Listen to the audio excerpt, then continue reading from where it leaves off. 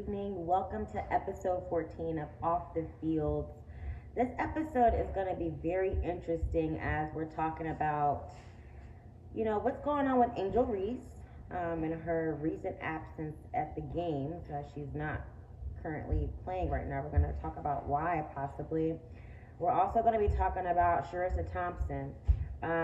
Longtime Fox Sports reporter since 2013. She actually admitted to embellishing her sideline stories, her reports, earlier on in her career. And I'm just wondering, why was she never held accountable for that? And of course, it's the rivalry week. It's Ohio State versus that team up north, and we have a lot to talk about when it comes to that. So let's get Paris on here. Paris is going to be joining us shortly.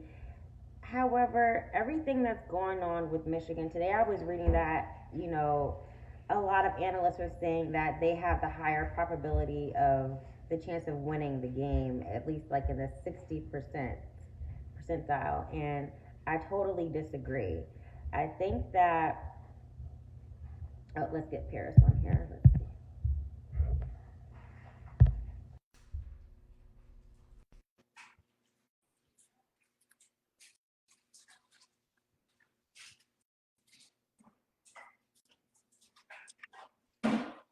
Okay, there is Paris. So, I was just talking about how everything that's going on with that team up north, right? Today I've been reading that a lot of analysts are saying that like there's a 60% chance that they're going to win, that they favor winning this game against Ohio State. And I think that's only because, they have a really good defense. I'm not going to lie, they know how to stop the run, but offensively, they haven't always been that explosive. And Ohio State, I think, has a bigger advantage when it comes to that. But aside from the actual game itself, this is the thing. Jim Harbaugh will not be at this game, right? That's going to be on Saturday at 1 o'clock, and he's not going to be there. We're not going to see him anywhere near the players. And as I said last week, this is kind of going to give them fuel. You know what I'm saying? This is going to give them fuel to play harder in the game. The game may be dedicated to Harbaugh. You know what I'm saying? In a way. I just seriously want to touch on, we know about what happened with Jim Tressel and the players. They got traded for their, trading their jerseys and the tattoos. We know what happened with Pat Fitzgerald at Northwestern. He knew about the hazing that was going on. And now we have Jim Harbaugh, right? And he continues to play the card that he has no idea what's going on, this plausible deniability, which I just think it's a reach. You know what I'm saying? This is not one of the best D1 programs in the country. There are other football programs that are way better than Michigan. The only reason why Michigan is even on the map right now is because they beat Ohio State in the last 2 years. What do you think, Paris? No, I agree with you. I think that the only reason why that Michigan is recent in terms of the media and the hype that they've been receiving is because they have beaten Ohio State the past few years. Now, however, that seems a little bit questionable with the cheating scandal. But, it has been something that Michigan has been able to ride off of. And they're trying to take it to the top. I'm not sure if they are going to, because I think that this weekend, if Ohio State does beat Michigan, that they will come crashing down. And I think that if Ohio State does beat Michigan, that it will be the beginning to a very, very long, hard road of recovery for Michigan. I think that it's going to be an intriguing matchup because both teams are great defensively. I'm not too sure, however, with Michigan, only because, in my opinion, they've only played Penn State. So, I still would have liked to see a little bit more from Michigan's defense in terms of their competition. But both teams do have pretty good defense. I personally do believe Ohio State defense is a little stronger. However, I feel that Michigan might have a slight edge in terms of offense because they have a quarterback who is more experienced. And while Ohio State has the weapons, they don't necessarily have the leader. and Kyle McCord has not by any means really led Ohio State in the way that he really should have. That prevalent in Penn State by the fact that Ohio State defense was literally able to stop Penn State from scoring. You know, I mean, at that point, the ball was in your hands. Offense. It was really, time to get moving. And Kyle really doesn't seem to be getting moving to Ohio State standards. And I say Ohio State standards because on paper, he's matching J.J. McCarthy. But again, Ohio State is known for a powerhouse offense. And I think with them not having that powerhouse type of offense that we're used to, I mean, come on, he's coming off of C.J. Stroud? I mean, there's really no, we don't really like to compare Ohio State quarterbacks, but I mean, Kyle McCord and C.J. Stroud, they're not on the same level. And no, Kyle McCord is nowhere near. I'm not comparing Kyle to C.J. because C.J. wasn't a Fields in college. He was a great passer, but he wasn't mobility. He didn't have the run game that we saw from Justin. And CJ really progressed in his second year. More so in his first year. So I understand that. I understand that there needs to be grace given to Kyle McCord, but you also got to look at the trajectory of college football in general. It's going to be expanding to a 12-team playoff next year, so it's only going to get harder. You have Oregon, Washington, UCLA, and USC coming to the Big Ten next year. It's only going to get harder.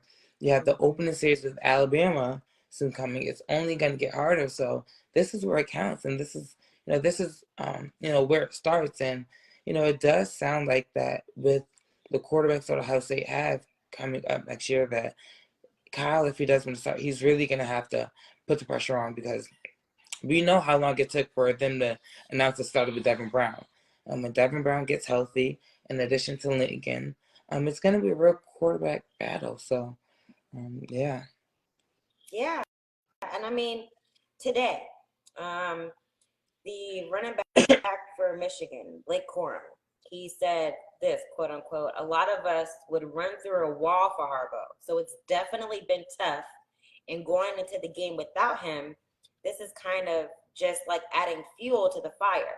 So he made this comment today. So that's definitely where their mindset is, right? They're going to be playing their hearts out like they have for the past 2 years. You know what I'm saying? So Urban Meyer, of course, he is going to be covering the game in a sense with Fox Sports at noon. So, he has a lot to say about this game, right? And he's letting people know that this is what he said earlier today. He said it's not a big week. It's not a big game. It's not a big month, but it's a way of life. Just to emphasize the seriousness of the game, because it's the biggest game in college football of this season, I would say, of any season. Every season, this is the game that Ohio State focuses on when it comes to their schedule. This game is so important. We saw how last year, how it affected, C.J. Stroud and when they lost, you know what I'm saying? So last year, Michigan won. That team up north. That team up north won 45-23. In 2021, they won 42-27. So it's not like they can't put up the points. I do agree that, the run game is pretty strong. The defense is also pretty good. They're always ranked pretty high when it comes to defense, right? But so is Ohio State. And so, I think there has been a difference with the coaching, though. I'm not going to lie, because when Urban was there, he won each time, and he was there for 7 seasons. So he won 7 times against Michigan. So it's crazy how he never lost to Michigan, and as soon as Ryan Day is now the head coach, we've lost twice to Michigan. And if this happens a third time, it won't be good. This is like the main game that they play for. You know what I'm saying? So I don't know how Buckeye Nation is really going to respond this time if another loss happens. I think we have to be realistic with it, though, and understand that there is the possibility that, it'll be third time the charm for Michigan. So the fact that the Big Ten Conference still has confirmed they're not aware of any information suggesting that Harbaugh knew anything about the cheating and things of that nature.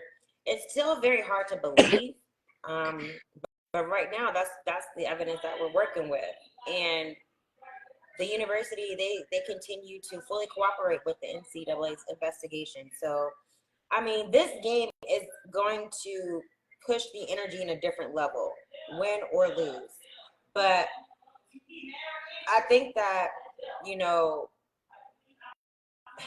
if Urban Meyer was coaching, it would just turn out differently. I really, truly believe that there's a difference when it comes to the coaching.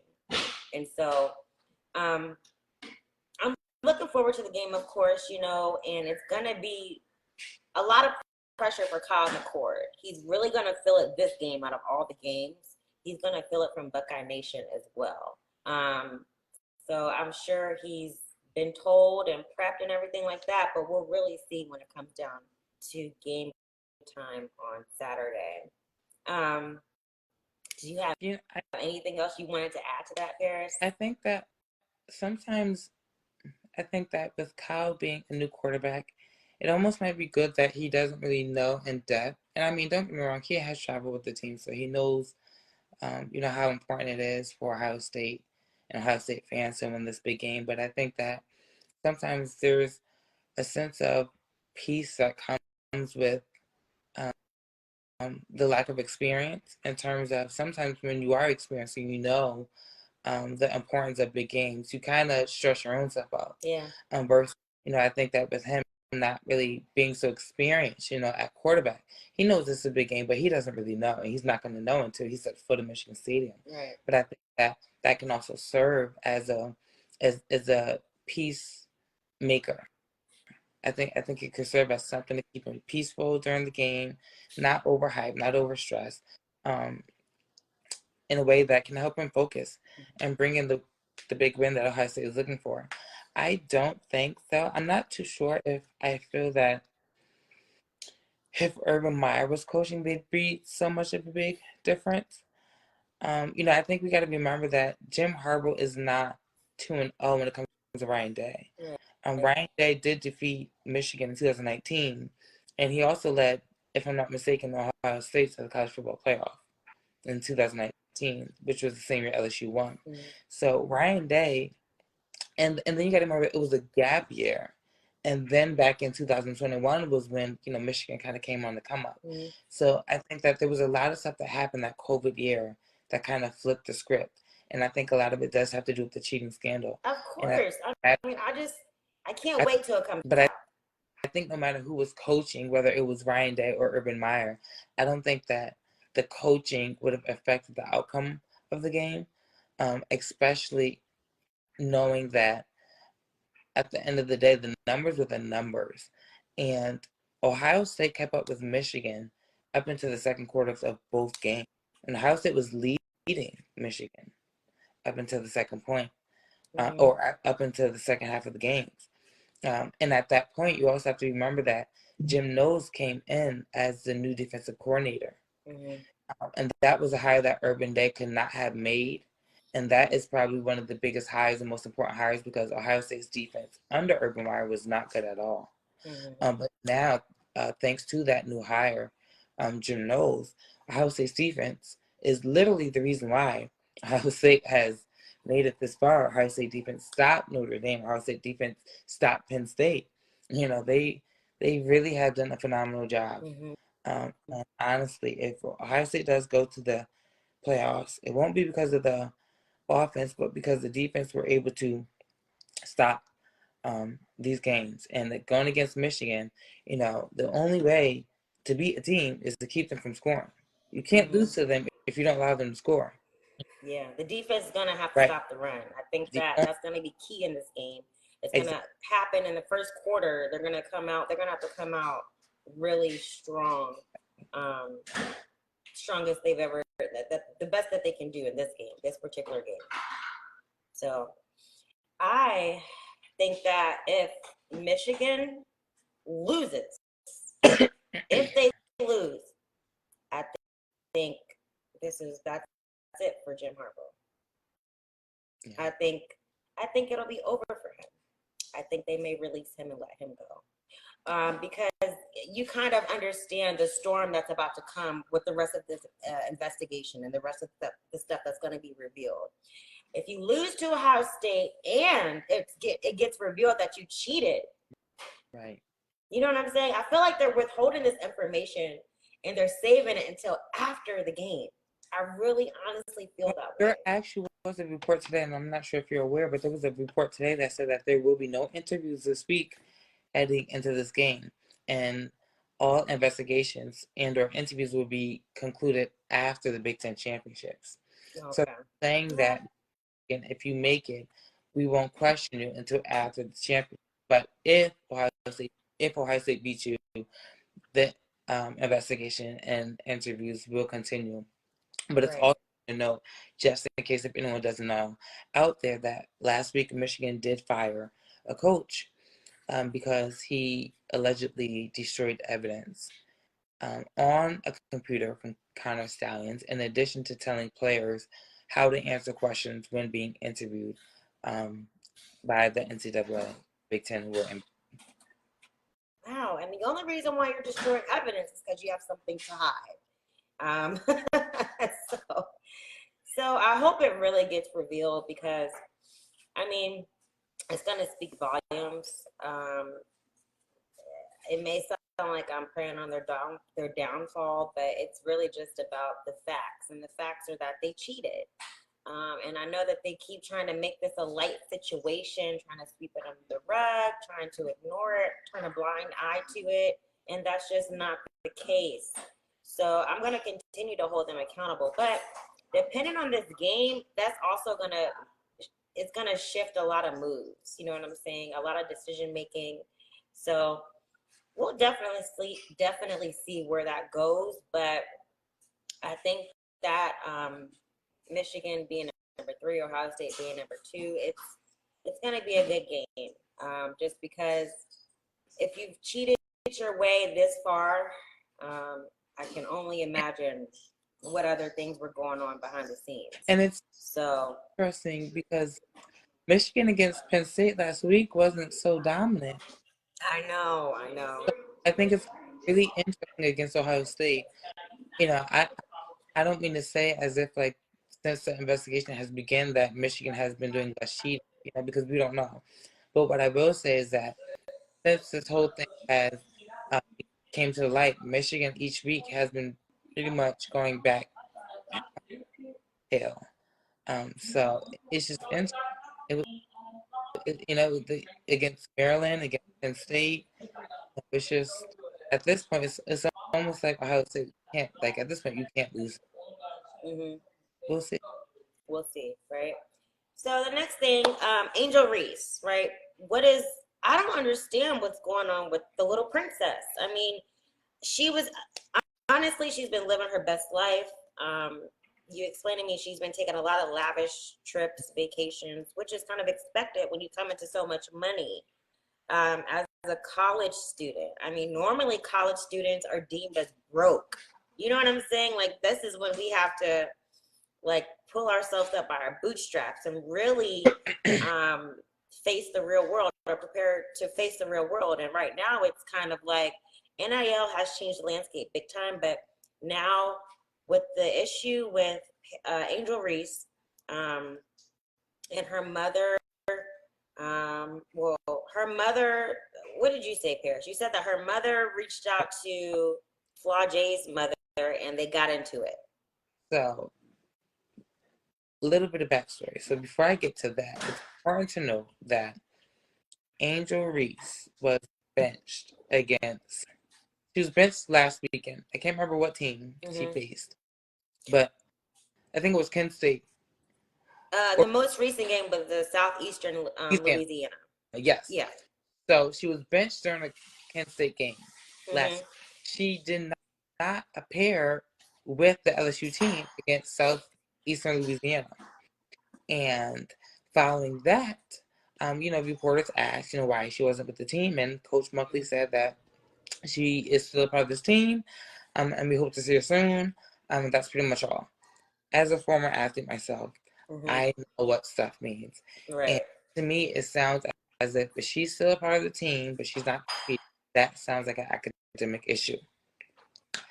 And my allegations were somewhat, it appeared to be supported by moms of the LSU team, because apparently there was this whole social media fiasco that unfolded where Angel Reese tweeted something or shared something on social media, and she shared something on the verge of don't message me with a bunch of grammatical errors expecting me to understand what you're saying.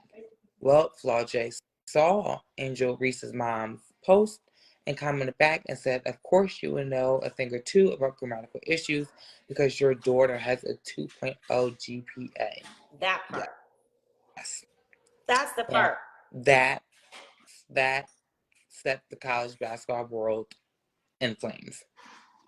And it didn't stop there, because former LSU players also chimed in with their own, little words that, again, just made people question what is going on with the program, what is going on with Angel Reese, with some of the other players. It seems as if Coach Monkley is trying her best to hide or to keep private, her team's issues. But again, we live in a day and age of social media. And not only are your athletes sharing constantly on social media, but, we're living in the digital age where, you can't pretty much hide from the world anymore. Right. It seems as if this is something that is hard to hide. Yeah, and what happened with Angel Reese recently? Recently, Shaq offered her the endorsement deal with Reebok as the brand's first major NIL deal. So you have people rooting for you, Angel, and it's so important that you understand that you're a role model and you have younger kids looking up to you, and it's important to stress the meaning and the significance of your GPA. Of course, you have to be eligible to play. We got to see you shine on the court, but you got to be eligible. So if for some reason you're not playing because of like taking trips and things of that nature, this is the thing.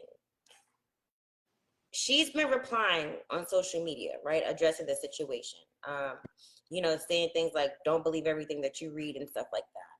But she also took another unique approach to address the situation, and she was inspired by Deion Sanders. So Deion Sanders is very motivational, always posting like these videos that are self-talk videos and like very motivational and empowering. So this is what happened on Sunday. She shared a clip from Deion Sanders' video that he posted in August. Like, it was an August press conference. And this is what the video says. It says, look at me. And he says, what about me would make you think that I care about your opinion of me? Your opinion of me is not the opinion I have of myself. You ain't make me, so you can't break me. You didn't build me, so you can't kill me. You know what? God established me, so there ain't nothing you can do to me. I've been him. I've been a difference maker, a game changer. I've been that guy. So what would change? Not a darn thing. I'm not even playing the game, and you've gotten an opinion of me. I love it, but I don't care, and I wish the world thought like that. Youngsters, if you're out there right now, do not give a darn about what opinions people have of you. As long as that opinion is not consistent of that of yourself, you be you. I'm not paying to make you feel good about me. I already feel good about me. I'm good. Message for the youngsters out there and the old school. So, Angel Reese obviously feels this way. She doesn't care about what people have to say about her and her decisions that she's making with her money. She clearly doesn't care. But when Deion and his son went on Tom Brady's podcast, and Tom Brady addressed the fact that Shedeur Sanders bought a Rolls Royce, okay? A Rolls Royce is a milestone car. Do you understand? Like, this is not normally the car somebody at Shedeur's age, they go and buy, okay? But because he has the means to, he's able to do that, right? But Tom Brady said, because Deion asked, what do you think about Shador's purchase, right? And he said, I think he needs to get his ass in the film room and spend as much time in there as possible. Less time in the car and more time in the film room.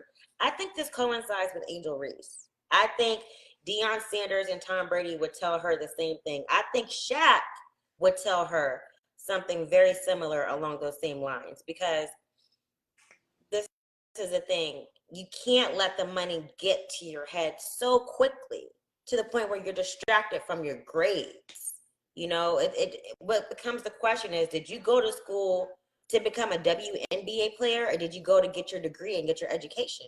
You know, which is it? Which one is more important to you? These are questions that athletes should really think about, especially in this day and age, because they have a lot more.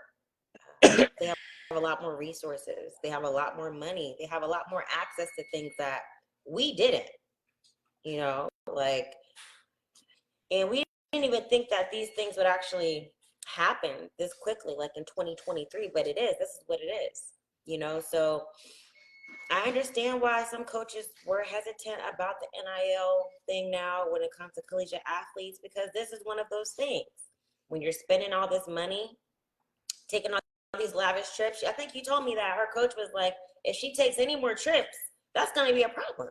Yeah. She needs to be at practice. She needs to be at the game. She needs to be focused on her game. And she needs to keep her head in the game, literally. Like, I understand this is college, this is where you have fun and all of that, but this is also where you grow up and you mature to become a young adult. So, and the responsibilities that come with that. And those responsibilities are as such as financial responsibilities and making the right decisions financially if you can. You know, you don't want to keep that same stigma going on that, you know, when Black people get some money, they don't know how to act. You know what I'm saying? It goes deep all the way into that, you know? So as a woman of her caliber and on the stage that she's on, these are things that she should think about. She's of age and she understands she's an adult, right? Am I right? Yeah. Okay. You know, it's interesting because academics could have been a personal struggle of hers for quite some time, and we just didn't know. It could have been something that she needed help with even before the NIL era. We don't even know how she, did when she was at Maryland. So I just think that, I think that she made a subliminal post saying that she feels the weight of her or she carries the weight of the words on her shoulders. And if that's the case, then this is when you draw back from the world and you invest and draw into yourself, because you're not doing this for the world. The world doesn't care, baby. Right. You do on the court. I promise you that. Because whether you do good or whether you do bad, the world will move on. You're doing this for yourself. Right. You didn't win the national championship for LSU. You won it for yourself. You don't play these games for anyone but yourself. That's the reason why you decided to come back, another year. So I think that, she just has to put reality back into place. Because all this, doing this for this and that, you're doing it for yourself. Yeah, because like imagine if the money wasn't there. Maybe we wouldn't even hear about this GPA situation. You know what I'm saying? So that's something. But you know what? That's out of her control. You know what I'm saying? It really is. What is she going to turn down the deal? No. So, I mean, hopefully Shaq does have a word with her, because he did just make her the face and of Reebok. I mean, when it comes to NIL deals, and so people are going to look at that, but I think that she's going to have a support system. Right. As an athlete, you have those resources, and you have, tutors, you have all of these things right there readily available to you. And it's up to you to take the initiative to use those things to your full advantage. Whether she's doing that or not, we don't know. But when we don't see her on the court, that's questionable. And it makes people wonder, The fact that another teammate's parent tried to, you know, throw her under the bus talking about her GPA, I think that was highly out of line. I don't think that was right. That's not a good example of sportsmanship at all. Your teammates, you're both of your daughters playing on the same team. Are they competing against each other? I don't think so. I haven't seen that type of energy between Flau'jae and Angel Reese. You know what I'm saying? She's doing her own thing and Angel Reese is doing their own thing. But they work together as a team. But to have the parents, really take to social media, that's a reflection on them as adults. And I think they could have handled it better. If they don't, I wonder if they have each other's phone numbers, because this is something that could have been done privately. You know what I'm saying? But to go to take it to social media, that makes it bigger than what it really is. You know what I'm saying? Now, what are we talking about? We're trying to figure out, is she not playing because of her GPA? And it goes back to that stigma that when black athletes get some type of money, these are the things that go out the window. The education, that's not a priority anymore because you already have the money. Yeah. And it's like, so for the parent to throw that out there, that's ammunition for the media. That's things you don't want to do. And she shouldn't have done that. I just don't think that she could have handled it in a different manner. So there are plenty of parents who would agree with that. They would have texted her or been like, why did you easily make that private? Don't share that with the world, because people are ready to eat that up. And people are ready to say some of the exact same things that we're saying, And if she stood up today against Southern Texas, it's going to be, it's just going to add more ammunition to the, if they don't see Angel Reese out with the team, if they don't see her on the court or at least on the bench, it's going to add to the fire. Yeah, so it's really important for athletes to understand the importance of education. You're a role model. You got people watching you. I'm not saying like live like a saint or a nun, but I'm just saying, at least with the education, make that a priority and share that with the world. If anything, she could have tweeted that, no, my education is a priority and I do take, my studies very seriously. I mean, that would have been like 10 times better. I really think that would have been. So they got to understand how to work social media to their advantage too. You know what I'm saying? But it's different when you have, parents who kind of add fuel to the fire. So what can we say about that? But we'll see if she's going to be playing for the rest of the season. Hopefully, it's not true that that's not the reason. But, for her to get benched during an actual game, you know what I'm saying, that raises an eyebrow. I think coaches is getting on her about her decision. So we'll see what Angel Reese does. I know they had a game tonight, and don't know if she played, but, we'll see, because she does have to be held accountable as a athlete. No matter how big of a star she is, she does need to be held accountable. So this is another thing with the media, right? Charissa Thompson. She's been a sports reporter for so long. I know that she was with Fox Sports since 2013, and she recently made a comment saying how she has embellished and fabricated her sideline reports before, earlier on in her career. Now, in a way, I get it, because like you kind of have to fake it till you make it sometimes. And I think that another thing is that as a woman, she's in a male-dominated field, and she felt like she was doing what she had to do. You know what I'm saying? To get her point across. But at the same time, she is privileged, and she may not necessarily like own that. You know what I'm saying? Or wear that, but that's just what it is. So the thing is this: if the fact is, this is the thing, she's kind of, I don't get a sense of pride, but she's kind of rubbing it in people's faces. You know what I'm saying? By saying like, oh, I've said this before, so I haven't been fired for saying it, and I'll say it again. Really? Really? She said I would make up the report sometimes, and because a coach wouldn't come out at halftime or it was too late and I didn't want to screw up the report, so I was like, I'm just going to make this up. I think this is a pure example of privilege when it comes to making this type of decision and saying something like this. Because if this was Pam Oliver or Lisa Salters, do you think this would have played out the same way? Absolutely not. Yeah, I didn't think so either. You know, just where in your professionalism could you not have just reiterated what the coaches said prior to the game? Coaches give out so much information prior to the game that there's really no reason for you not to implement it, especially in the middle during halftime. You know, be honest. You know, the coaches, their goals don't change.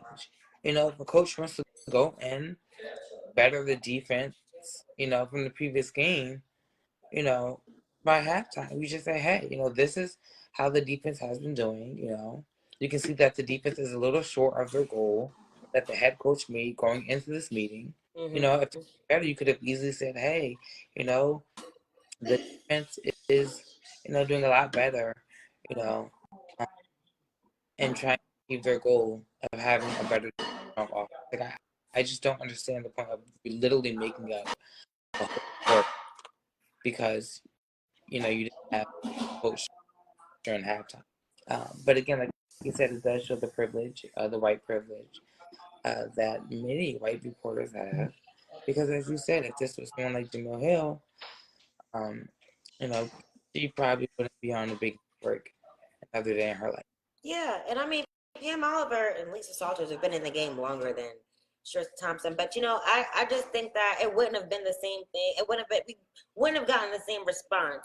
I mean, nobody has even really been talking about it. I mean, a lot of the outlets, they did do articles on it, like Time Magazine and Sports Illustrated. I mean, they've all talked about it, but it's not something that's repetitively being mentioned. You know, she's not being like held accountable or like in trouble for it, like, ooh, like, you know.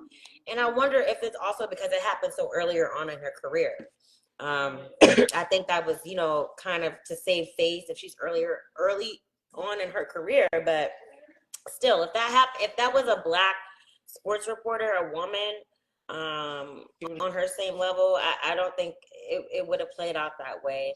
So this is just another example of the privilege that takes place in sports media right now. Like, we keep seeing things over and over and over, but she's kind of like been painted like this angel of football, you know, her and Andrews, Sarah Walsh. I mean, I have a list. I can list a few, but definitely, like, you know, they could do no wrong type of thing, you know. And as soon as we make a mistake or if we admit something of that nature, we're definitely getting punished for it.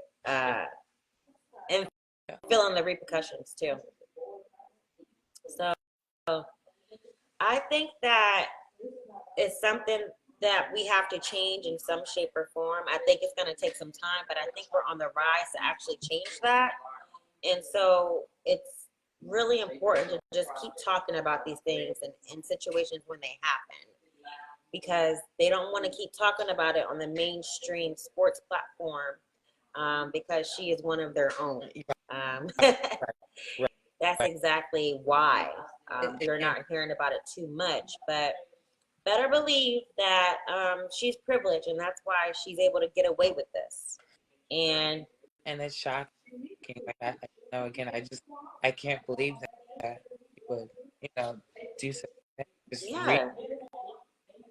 It's unbelievable, and I think it goes to show, honestly, how the industry is, how the sports media is.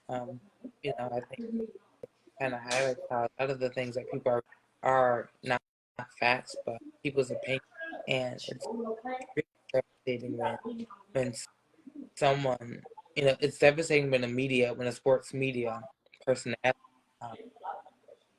has a dislike for a sport, because then it shows in the reports, and that sports personality tries to use their opinions as fact, but in reality, it's simple opinions. And it does a lot of damage to a lot of athletes' character, their personality, and their legacy in sports. Right, right. You know what? I mean, we may see more of this, but this was something that definitely needed to be mentioned. So I'm glad we talked about it. That is the end of episode 14 of Off the Fields. We really appreciate you guys for tuning in and listening to these topics, because it needs to be talked about once again. Make sure you follow us on YouTube, on Instagram, on Facebook, and on TikTok. Follow Paris as well.